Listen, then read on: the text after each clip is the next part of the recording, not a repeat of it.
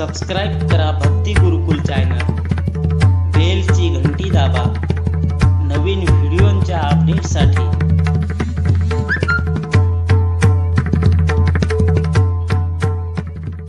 देवाचं माझं भांडण आहे, त्यासाठी वाद आहे देवाशी। तो नालायक माणसाला चांगली बायको देतो, एकामेकाकडे बघू नका लगेच।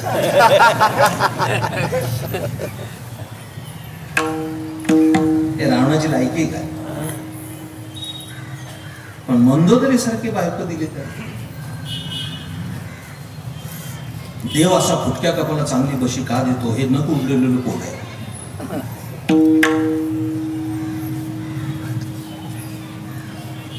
भावार्थ रामायणात एक गोष्ट सांगितलं, तुम्ही विरघळून जाल, इतकी सुंदर। एकच निष्ठा सांगता सांगता कदाचित कीर्तन संपून जाईल। अथक परिश्रम केले आणि सगळं प्रयत्न करून सुद्धा सीतामाई वश नाही झाली रावणाला।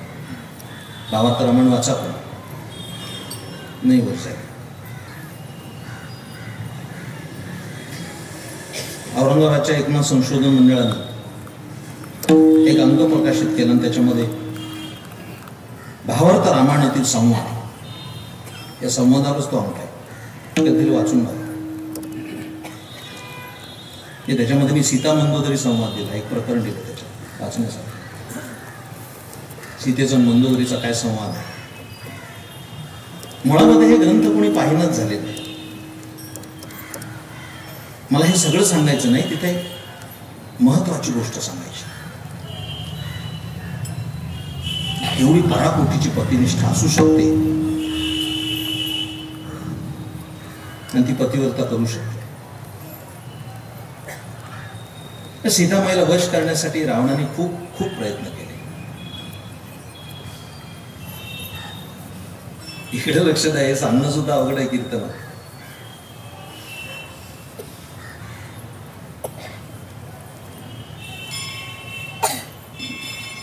नाही सांगत, जाऊ दे, पुढे जाता।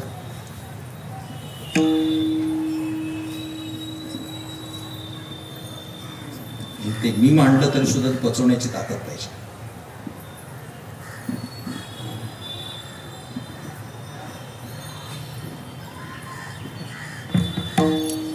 सांगतोच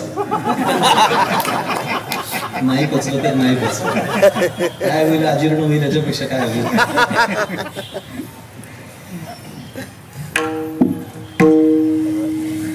मला गंभीर सांगतो, आम्हाला कंटाळा आल्यावर सांगायचं। श्रोतेची अभिरुची इतकी खाली गेली,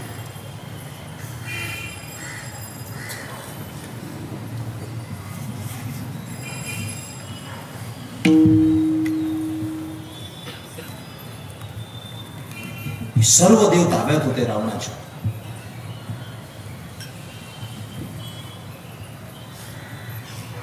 रावण होणं काही सामान्य गोष्ट नाही। लंकेश नावाचं पुस्तक मी हातावेगळं केलंय, विजय बोत्रे बसले तिथं।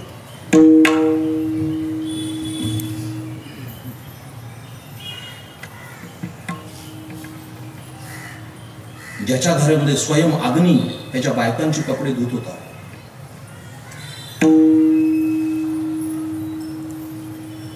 महाराष्ट्राचा आराध्य दैवत असणारा खंडोबा रावणाची दाढी करत होता।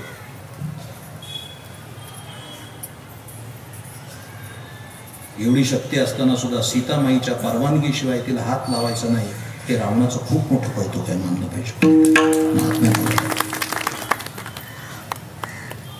ही बाजू पण लक्षात घेतली पाहिजे। याच्यापेक्षा बेकार रावण सध्या समाजात आहे।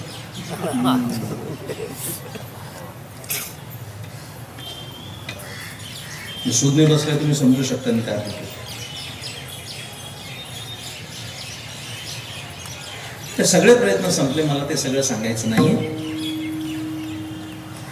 शेवटी रावणाने शेवटचा प्रयोग केला। रावणाने सांगितलं, मंदोदरीला बोलवलं। मंदोदरी बसली आणि मंदोदरीने विचारलं की आपलं काय कारण बोलवण्याचं? तेव्हा रावणाने सांगितलं, एक काम आहे माझं तुझ्याकडे, आणि ते केलं पाहिजे। काय कारण, काय काम? रावणाने सांगितलं की सीतामाईला मी पंचवटीतून घेऊन आलोय, त्याला 6 महिने झाले, पण अजूनही सीता वश होत नाही। मला अनेकांनी त्यांना सांगण्याचा प्रयत्न केला पण ती वश झाली नाही. मी अनेक प्रयत्न करून थकलो पण ती वश झाली नाही. आता शेवटचा प्रयोग एक आहे की सीता पतिव्रत आहे आणि तू सुद्धा पतिव्रत आहेस. शेवटचा पर्याय इतकाच आहे की पतिव्रता पतिव्रतेच ऐकू शकेल. तर तू जा आणि सीतेला घेऊन ये. तीच तुझं ऐकेल.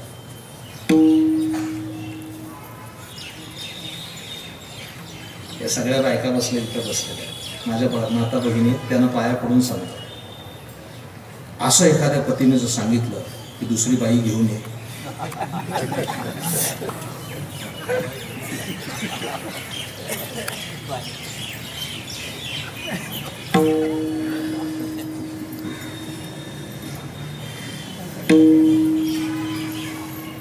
कुठं जाईल भांडण. म्हणून म्हणलं हे ऐकायला सुद्धा फार पचवायची ताकद लागते. नुसता एखादा फोन आला तर घरात वादळ होते. अपरात्री फोन कुणाचा वाजला शंकेला कारण आहे. बरं वाटतंय ना.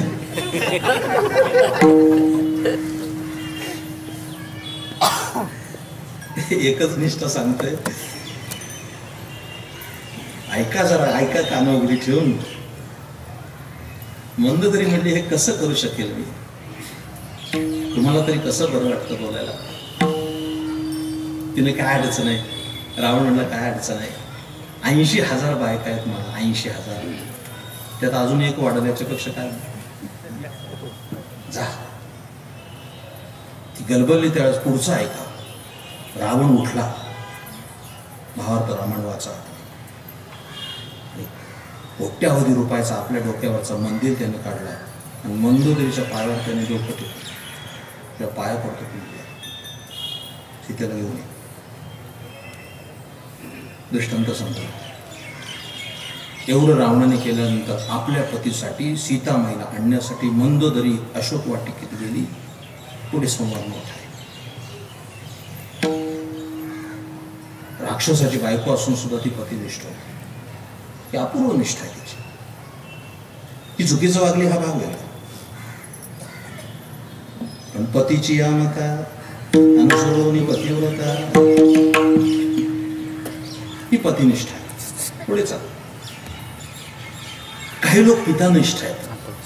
आपल्या पित्यावर त्यांची निष्ठा असली पाहिजे. आढळ निष्ठा असली पाहिजे. पितानिष्ठ. रामायणापेक्षा जास्त सांगत नाही आता.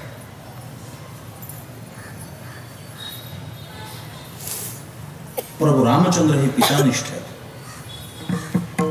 प्रभू रामचंद्र जर म्हणत होते की मला वनवासात नाही जायचं तक्षणी दशरथाने सुद्धा ते मान्य केलं असं कैकेयीला सांगितलं असेल प्रभू रामाची इच्छा नाहीये वनवासात जाण्याची, तर तू दुसरा वर माग.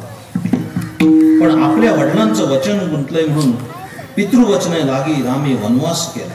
त्या भोगला त्याने वनवास आपल्या पित्यासाठी. असे पितानिष्ठ मुलं.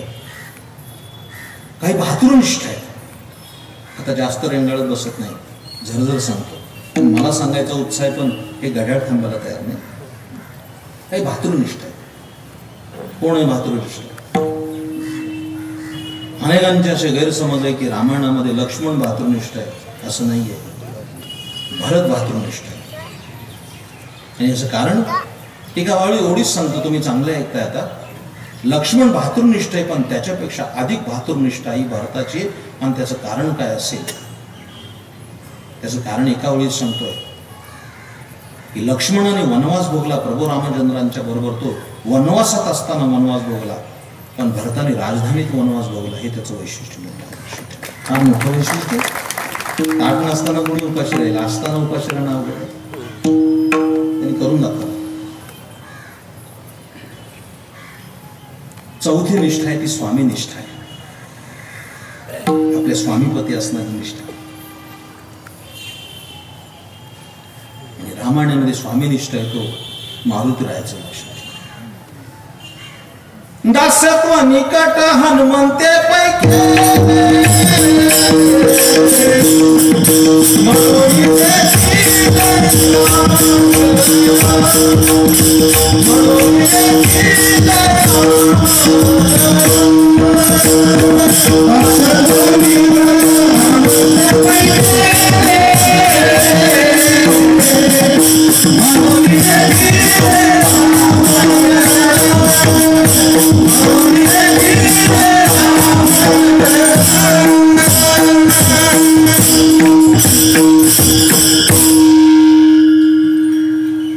मारुतीरायाची स्वामीनिष्ठा अपूर्ण आहे. उत्तर भारतातली गोष्ट आहे, फार सुंदर गोष्ट आहे. मी कधी कधी सांगितली कीर्तनामध्ये.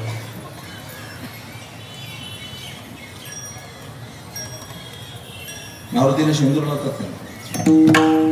शनिवार आला की मारुतीला शेंदूर लावतात. कालच गेलो होतो मारुतीच्या देवळात. मी असं दर्शन करून बाहेरच पडतोय, ते एक माणूस वाटी घेऊन लगबगीने चालला होता. रात्री कीर्तन ऐकलं होतं. मला दिसले नमस्कार, वाटी ठेवली बाजूला, पाया पडला. महाराज जय हरी जय हरी. ती कुठं निघाला म्हणजे मारुतीला. ते वाटीत काय म्हणले, मी विचारलं त्या वाटीत काय, मला शेंदूर आहे. थोडी मौज करावी वाटली. मारुतीला शेंदूर का लावतात, का लावतात म्हणून विचारलं पाहिजे का नको. मारुतीला शेंदूर का लावतात. ते बिराड माझ्या पुढचं निघालं.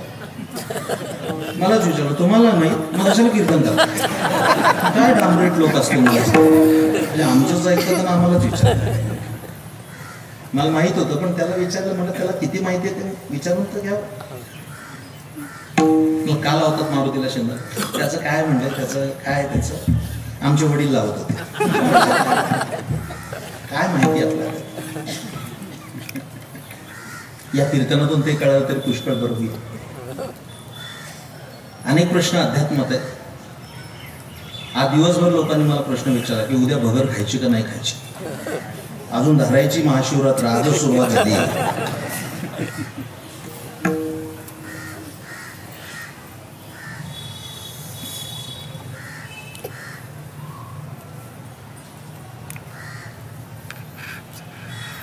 फार मौज आहे, ऐकण्यासारखं आहे. उत्तर भारतातली गोष्ट आहे. एके दिवशी सीतामाई आपल्या भांगामध्ये शेंदूर भरत होती. आपल्याकडे बायका कपाळाला कुंकू लावतात, पण उत्तर भारतातल्या बायका, इथं भोसरीत भैया आहे का, भैया आहे, अरे इथं पण पोचला होता.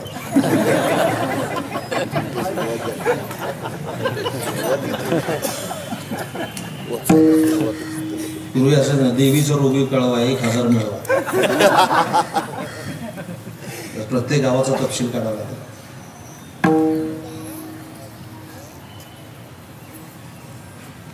माझा काही प्रांतीयवाद सांगत नाही मी, पण त्या भैया समाजाच्या बायका डोक्यामध्ये शेंदूर भरतात, सिंदूर म्हणतात. ते सीतामाई अशी कपाळाला शेंदूर लावत होती. उत्तर भारतातली कथा आहे. तेवढंच मारुतीराय तिथं आले, सीतामाईला विचारलं, मैया ये आप क्या लगाती है और क्यों लगाती है. सीतामाईला विचार आता पडला की यानं काय सांगायचं. एक तर ते सांगायचं म्हटलं तरी सुद्धा अजून सिंगलच आहे. लग्नच झालं नाही तर हे कसं सांगायचं की सवाष्ण बायका लावतात. ती सहज म्हणाली, हा रंग मी कपाळाला लावते म्हणून प्रभू रामचंद्रांचं माझ्यावर प्रेम आहे, मी त्यांना आवडते. एक टून दिवशी उडी मारली प्रभू रामचंद्रांनी. म्हणले, आज मला रहस्य कळालं की सीतामाईवर प्रभू रामचंद्रांचं इतकं प्रेम का. आजपर्यंत अभ्यास करत होतो. लंकेला सीतामाईला नेलं, 18 पद्मवान घेऊन गेले, तिलाच परत घेऊन आले. याच्यापेक्षा दुसऱ्यांदा हळद लावणं सोपं होतं. एवढा उद्योग काय करायचं का. आज कळलं.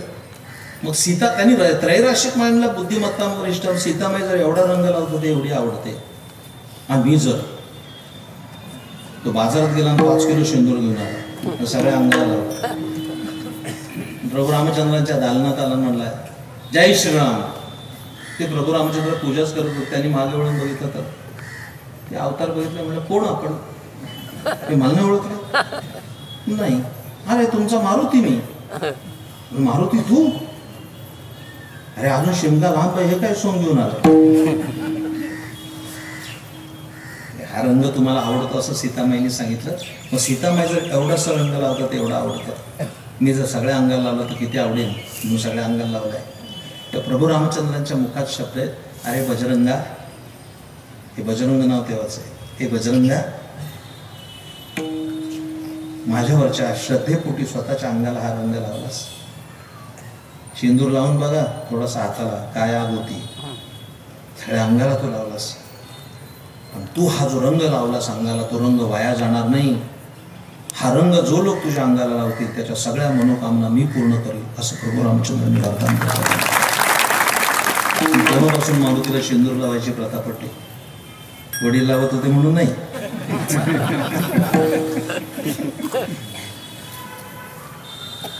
एवढी स्वामी निष्ठा आहे महाराज. शेवटची निष्ठा आहे ती गुरुनिष्ठा आहे, सर्वात मोठी गुरुनिष्ठा. गुरुनिष्ठा बघायची झाली तर फक्त ज्ञानेश्वर महाराजांकडे बघा.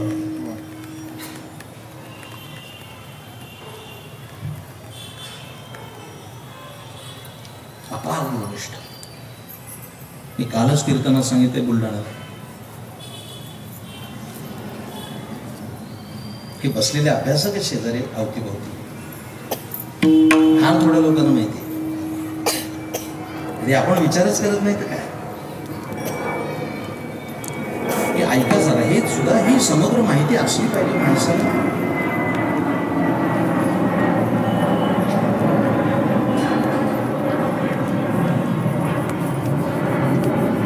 हे विजू बोत्रे बसले तिथे, त्यांनाही सांगतो, जागतिक पातळीवर विचार आहेत खूप मोठे, खूप मोठे. आपण तर पायापाशी बघतो. मुद्रण क्षेत्रामध्ये सर्वात अधिक पुस्तक विकलं गेलं ते बायबल हे लक्षात ठेवा. आपण आधी झोपलेलेच आहेत अजून. सगळ्यात जास्त विकलं गेलं बायबल. ख्रिस्ती मिशनरने जेवढा धर्मप्रचार केला एवढा कोणीच नाही. मी काल्याच्या कीर्तनात सांगितलंय कित्येक वेळा, प्रत्येक हिंदू धर्मियांनी सजग असलं पाहिजे, डोळ्यात तेल घालून राहिलं पाहिजे. त्या काळामध्ये मिशनऱ्यांनी विहिरीत पाव टाकला आणि त्याचं पाणी पिला, बाटला म्हणून आम्ही बाजूला काढला. त्यांची मेजॉरिटी झाली ना आम्ही मायनॉरिटी गेलो. ऐका जरा, कानाची रंध्र उघडी ठेवून. पाव टाकला आणि त्याचं पाणी पिलं, तो ख्रिश्चन झाला. सगळा वसई पट्टा ख्रिश्चन झाला. जाऊन बघा. तर त्या काळात असं कोणी केलं नाही धर्ममार्तंडाने की एखाद्या विहिरीमध्ये नारळ टाकावून त्याचं पाणी पिणारा हिंदू ठरावा. ही प्रक्रिया जर झाली असती तर आज दिवस केवढा मोठा असता आपल्या दृष्टिकोनातून. कधी विचार केला गोष्टी. जगाच्या पाठीवरचा एकमेव असा राजा स्वतःच्या मेवण्याचं धर्मांतर थांबवून आपल्या पंक्तीला जेवायला गेला. हा शिवछत्रपतींचा सर्वात मोठा गुण. कोणी बाजाजी निंबाळकरला केलं असतं, नेताजी कालकाला केलं असतं. केवळ हार घालून महापुरुषांचे उत्सव करून नाही चालणार जोपर्यंत ती गुणवत्ता आमच्या अंगी येत नाही. की मला आश्चर्य वाटतं हे मोठं की पाव टाकलेला पाणी पिला तर तो ख्रिश्चन ठरला आणि सध्या रोज वडापाव खाता, त्यांचं काय करायचं.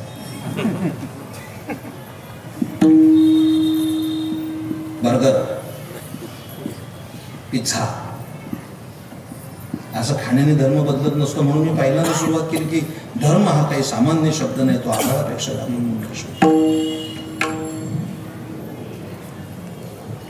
ज्ञानेश्वर महाराज किती मोठे होते.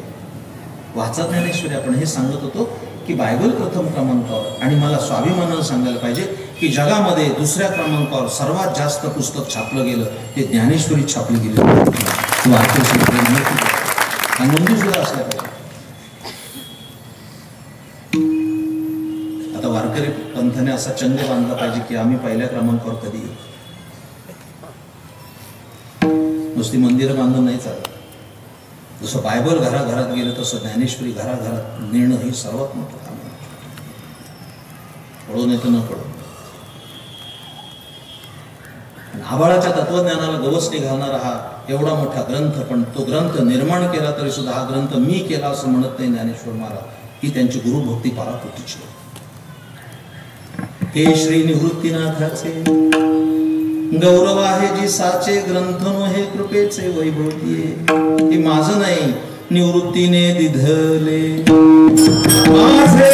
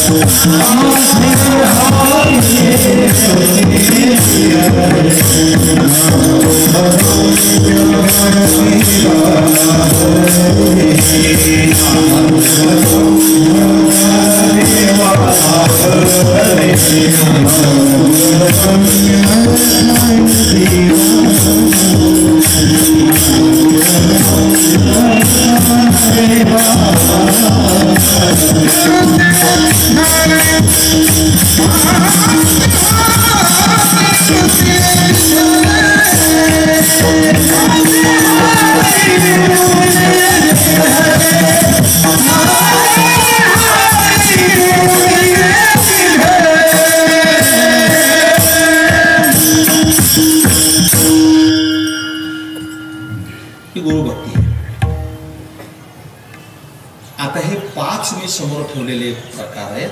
ह्या सगळ्या सामान्य निष्ठा आहेत. इकडे लक्ष द्या, खूप उंचीनं ऐकावं लागेल. ह्या सगळ्या सामान्य निष्ठा आहेत, संसार निष्ठा आहे. याच्या पलीकडे एक विशेष निष्ठा आहे, ती ईश्वर निष्ठा. ही अभिप्रेत ज्ञानेश्वर महाराजांना तुकोबर आहे. आता सांगतो, ही 5 उदाहरणं सांगतो, कशी कोलमडतात ते सांगतो. इकडे लक्ष द्या. केवढी सीतामाई पतिनिष्ठ होती नाही. पण श्रीमद भागवत महापुराणाचा त्याच्यात कथा आहे. इकडे लक्ष द्या. याज्ञिक यज्ञ करत होते आणि भगवान कृष्णचंद्र गाई गोरं घेऊन यमुनेच्या वाळवंटात खेळत होते. गोपांना भूक लागली, कृष्णा भूक लागली.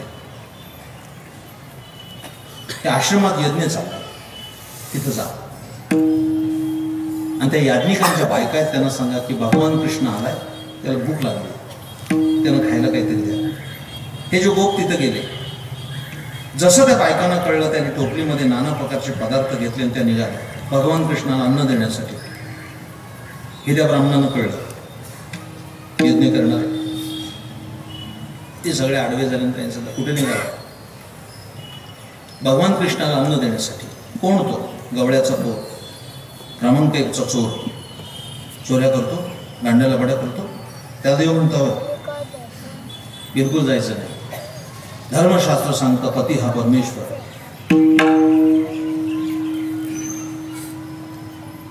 आमचं वचन कर, त्याचं पूजन करायचं काय करणार? सगळ्या विचारा मागत घेतल्या. कारण काय, एक मात्र भगवत भक्त होती.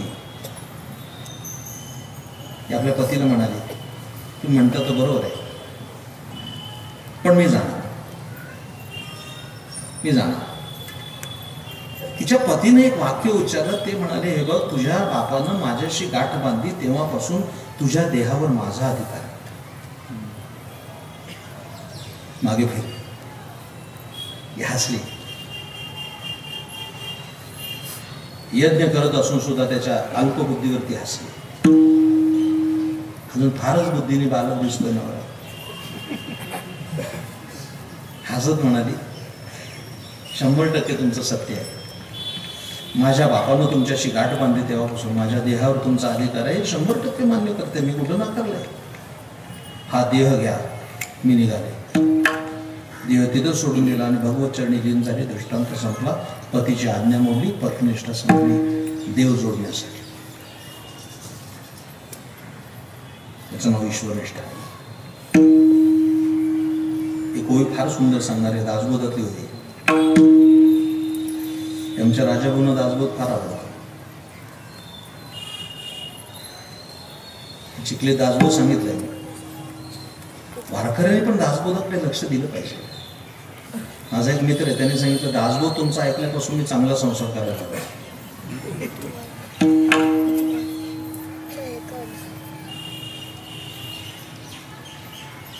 दुसऱ्या क्रमांकावर पितानिष्ठा. पिता केवढे दाशर ते राम पितानिष्ठ. आपल्या वडिलांच्या वचनासाठी त्यांनी 14 वर्ष भोगली ना. पण भागवत महापुराण वाचा, किती सुंदर आहे.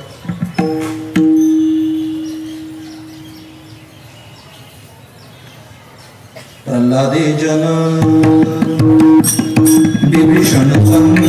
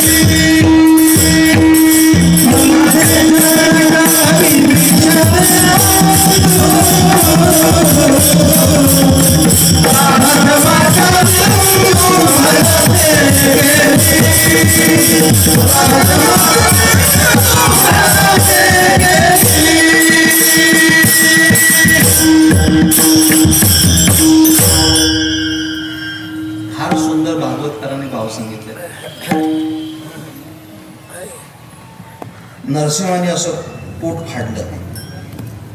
हिरण्यकश्यपाचं मांडीवर घेतलं. अस्ताव्यस्त राक्षस पसरले आणि त्याचं पोट फाडलं आपल्या नख्याने. ऐका जरा, फार सुंदर भाव.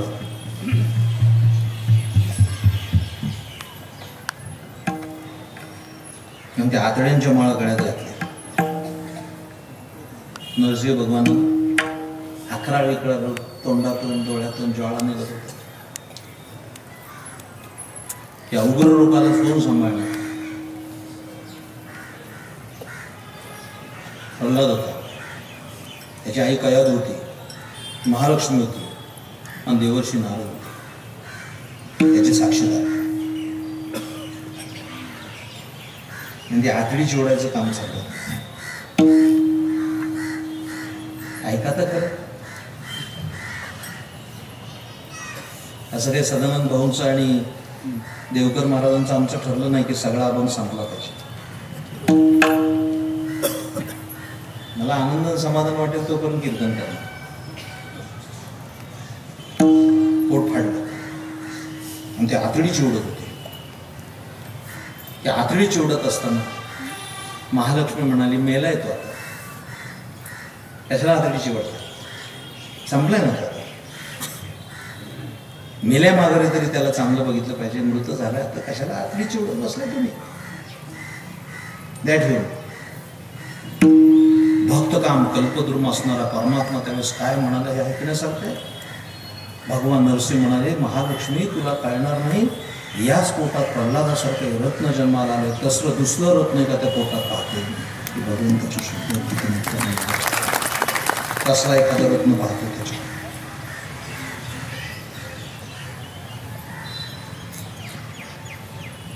हसत होता प्रल्हाद.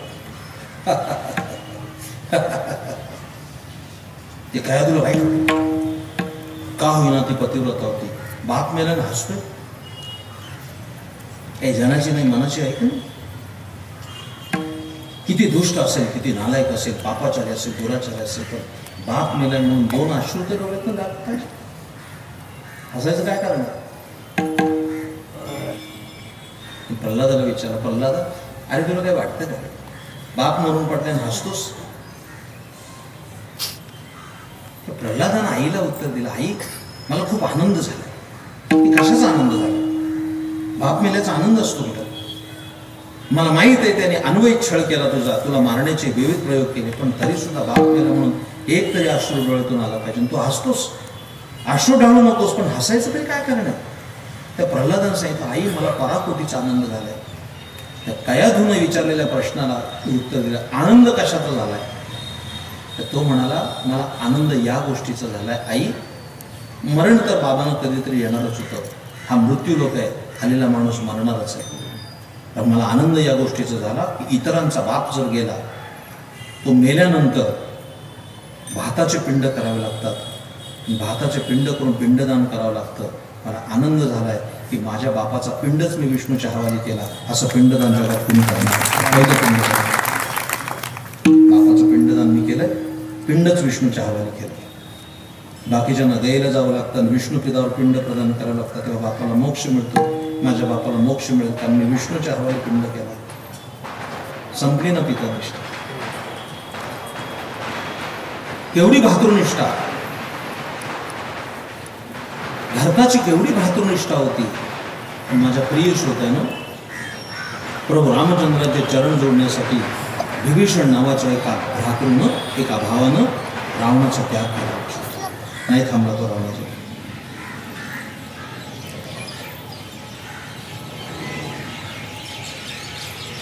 जे विभीषणाला करता आलं,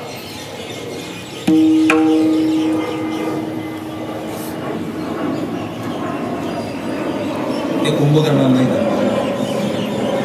विभीषण निघून घरभेदी ठरला, पण देवाचे चरण जोडले. केवढी स्वामीनिष्ठा होती. ओझर तर सांगतो केवढी स्वामीनिष्ठा होती. पण देव सोडण्यासाठी दामाजी पंताने आपल्या स्वामीचा त्याग केला. ही वारकरी इतिहासातली मोठी गोष्ट. मी समारोप करतो. केवढी गुरुनिष्ठ ज्ञानेश्वर महाराजांची पराकोटीची भक्ती असेल, पण देव जोडण्यासाठी राजा बलीनं आपल्या गुरुचा डोळा फोडून टाकला.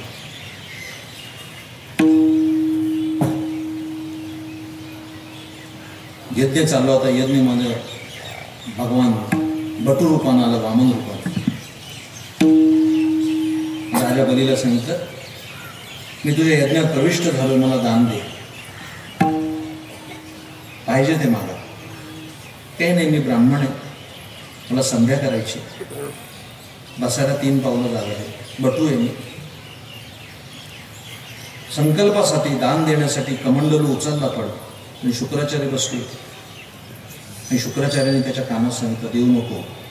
हा बटू दिसतोय तो सामान्य बटू नाही, हा बटू म्हणजे साक्षात महाविष्णूचा 5वा अवतार आहे. खलास करून टाकेल.